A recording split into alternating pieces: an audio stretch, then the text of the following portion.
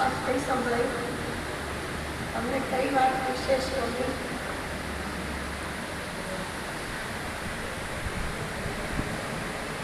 બતાવશો? મીરાબેને હમણાં જે સંભળાવી એમાં કઈ વિશેષ વાત ગમી તમને? કોઈ આ બધા મૌન લઈને આવેલા છે.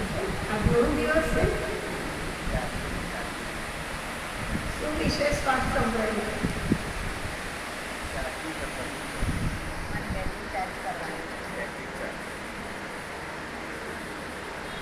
પોતાનું આત્મબળ વધારવા માટે, આત્માને મજબૂત બનાવવા માટે જેટલું આપણું ધ્યાન પરમાત્માની અંદર જોડાયેલું હશે, એકાગ્રતા હશે, તો એ પરમાત્માની શક્તિ આપણી અંદર, આત્માની અંદર સમાતી જશે અને એ આત્મા શક્તિશાળી બનશે. એમને પણ આપણે કહીએ છીએ આત્મબળ મજબૂત જોઈએ, પણ આત્મબળને મજબૂત બનાવવા માટે પાવર હાઉસ જોડે આપણું કનેક્શન જોઈશે ને. પાવર હાઉસ કોણ છે? સ્વયં પરમાત્મા.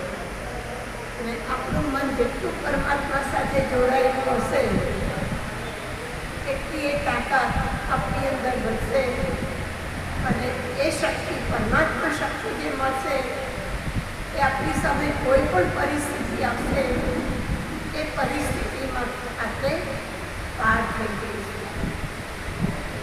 આજ વિશેષ રક્ષાબંધનનો દિવસ કર્યો છે. આપણે આપણી રક્ષા કોણ કરે છે? આપણી રક્ષા કોણ કરે છે? સ્વયં ભગવાન રક્ષા કરે છે. તો આજના આપણે બધા જ પરમાત્માને યાદ કરી અને એ રક્ષા બંધાવવું. અને સાથે સાથે રક્ષાબંધનમાં શું કરે છે? ભાઈ બોલે, રક્ષાબંધનમાં શું કરે? આ બહેનોને શું આપશો? આ બહેનોને શું આપશો તમે? સૌથી પહેલો આશીર્વાદ છે. બીજું કશું આ બહેનો આશીર્વાદ તો તમારા બધા વડીલોના છે જ અમારી સાથે, અને આશીર્વાદ છે ત્યારે તો અમે એના પગ મૂકી શક્યા છીએ. પણ આપણી કઈ પણ કમી કમજોરી છે, સ્વભાવની, સંસ્કારની, એ તમે બહેનોને અર્પણ કરી દેજો. બહેનો કોને અર્પણ કરશે? કોને અર્પણ કરશે? ભગવાનને. તમને બધાને ખબર છે ને કે શિવ ભગવાનને શું ગમે? સૌથી વધારે ફૂલ કયું ગમે છે? ધંતુરો. સાચું તો ખોટી? ધંતુરાનું ફૂલ ગમે છે ને? કેમ ભગવાને ધંતુરાનું ફૂલ પસંદ કર્યું? ભગવાને કીધું તમારી બધી જ બુરાઈઓ મને આપી દો. એ બુરાઈઓએ તમારું જીવન ઝેર બનાવ્યું છે. એ ઝેર, એ વિષને મને આપી દો અને મારી પાસેથી અમૃત પીઓ. તો આજ કોઈ પણ કમી કમજોરી છે, સંકલ્પ કરજો કે મારી અંદરથી આ મારી નિર્બળતા છે કે મારો આ અવગુણ છે, એ હું ભગવાન તમને અર્પણ કરું છું. અને અર્પણ કર્યા પછી કહે છે ને, શિવને અર્પણ કરો પછી પાછું લેવાય નહીં. એટલે શિવ મંદિરમાં શું છે? શિવને પ્રસાદ ધરાવે તો એ કોઈ ખાતું નથી. અહીંયા સ્થૂળ વાત નથી, અહીંયા સૂક્ષ્મ વાત છે કે આપણી બુરાઈઓ ભગવાનને અર્પણ કરો તો ભગવાન આપણને અમૃત આપશે, મને આપણું જીવન બહુ શ્રેષ્ઠ અને સુંદર બનાવશે. તો આ જ બધાની પાસે અમારી ખૂબ શુભાશા છે. આપણે બધાને બહુ બહુ થેન્ક્સ. તમે પણ અમને આ સમય આપ્યો, બહુ જ ગમ્યું.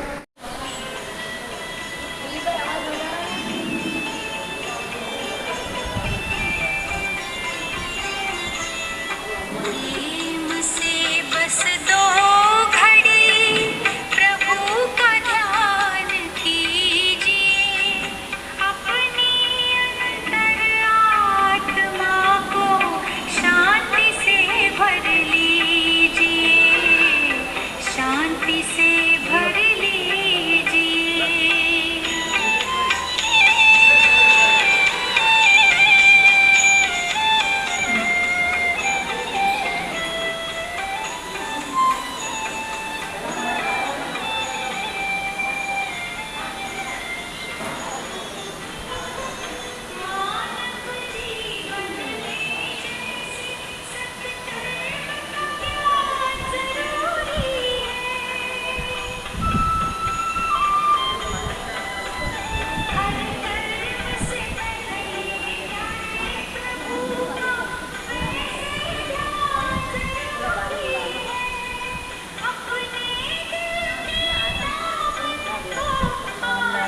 તો હું વાંધો કરું છું બીજા લઈ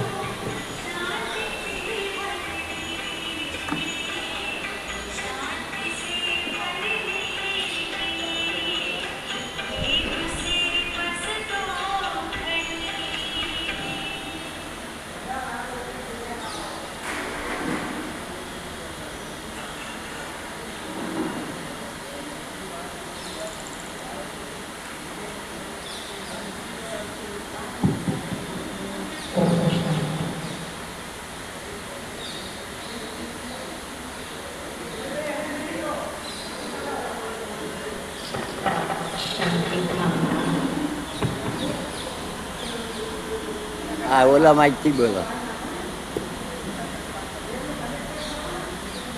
શારદા શાંતિધામના પ્રેરક આદરણીય અશ્વિનભાઈ અને પ્રવીણાબેન અને આપ સર્વ વડીલ બંધુઓ,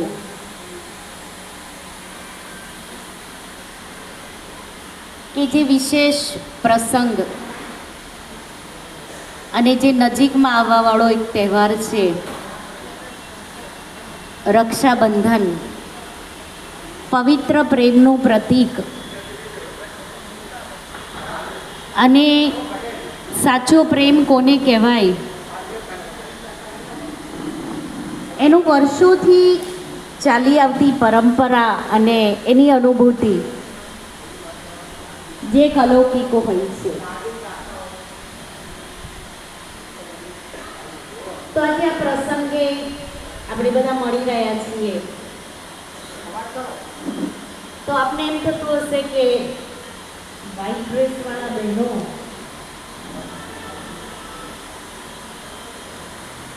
તો સૌથી મોટી વાત કે વ્હાઈટ એ પણ પવિત્રતાનું પ્રતીક છે અને આપણો જે આ પવિત્ર તહેવાર છે એ પણ પવિત્ર પ્રેમનું પ્રતીક છે. તો બ્રહ્મકુમારી વિદ્યાલય જેની શરૂઆત 1936ની અંદર સિંધ હૈદરાબાદમાં થઈ અને ત્યારબાદ અત્યારે માઉન્ટ આબુ એ આ ઈશ્વરીય વિશ્વવિદ્યાલયનું હેડક્વાર્ટર છે. 140 દેશોની અંદર આ વિદ્યાલયની બ્રાન્ચ છે જ્યાં માનવ મન અનેક ટેન્શનમાં અને એની સાથે સાથે અનેક પડોજણમાં અનેક ઝમેલાઓમાં ઘેરાઈ ગયેલું છે. તો એ માનવ મન શાંતિનો અનુભવ કેવી રીતે કરે?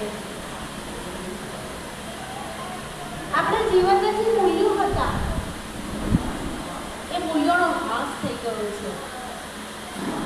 એ મૂલ્યોને આપણા જીવનમાં ફરીથી કેવી રીતે સ્થાપિત કરવા?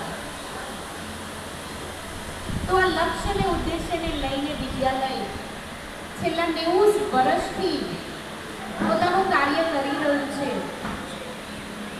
જ્યાં જન જન સુધી માનવ મનને જાગૃત કરવાનું અને એક જીવનને પરિવર્તન કરીને એક સાચી દિશા આપવા માટે વિદ્યાલય કાર્યરત છે. અને એ વિદ્યાલય દ્વારા સંસારની અંદર આપણે આપણું કંઈક અમૂલ્ય યોગદાન આપી શકીએ, એના માટે અલગ અલગ પ્રકારની સેવાઓ આપી રહ્યું છે. જેમાં મને બહુ ખુશી થાય છે કે કોઈ પણ શ્રેષ્ઠ કાર્ય કરવા માટે ભગવાન કોઈકને નિમિત્ત બનાવે છે. આજે આપણે એવું વિચારતા હતા કે હવે આપણા જીવનનું શું, આ ઉંમર, તો એના માટે ભગવાને કોઈકને નિમિત્ત બનાવ્યા અને નિમિત્ત બનીને આ કાર્યભાર સંભાળી રહ્યા છે. કાર્ય તો ઉપરવાળાનું છે, આપણું નથી.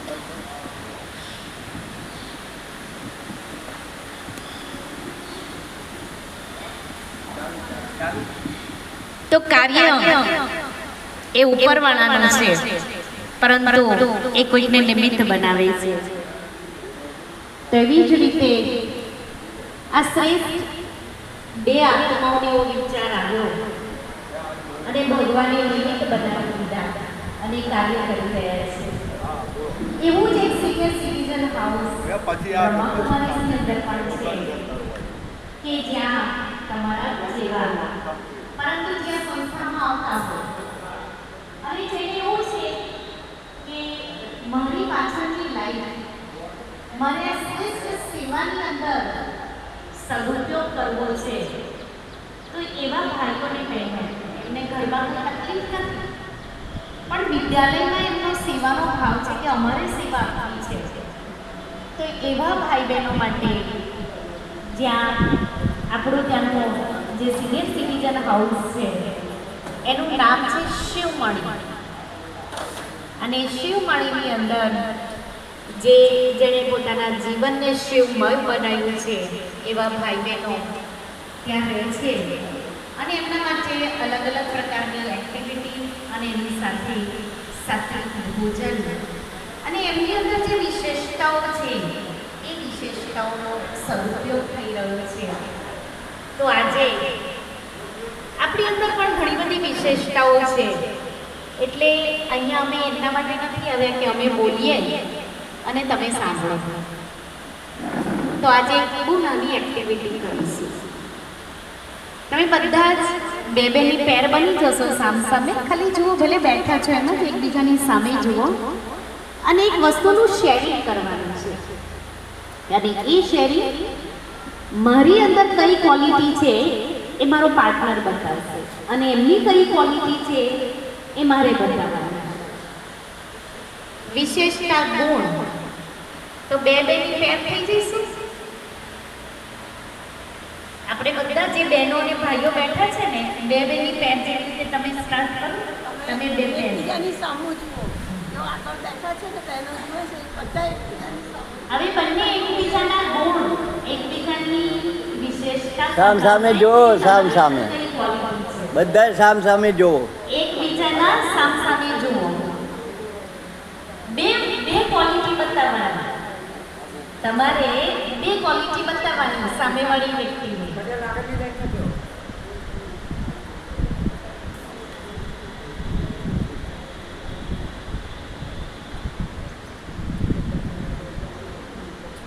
બે બેના પાર્ટનર બનીને શેર કરો કે તમારી અંદર કયો ગુણ છે એ કહો.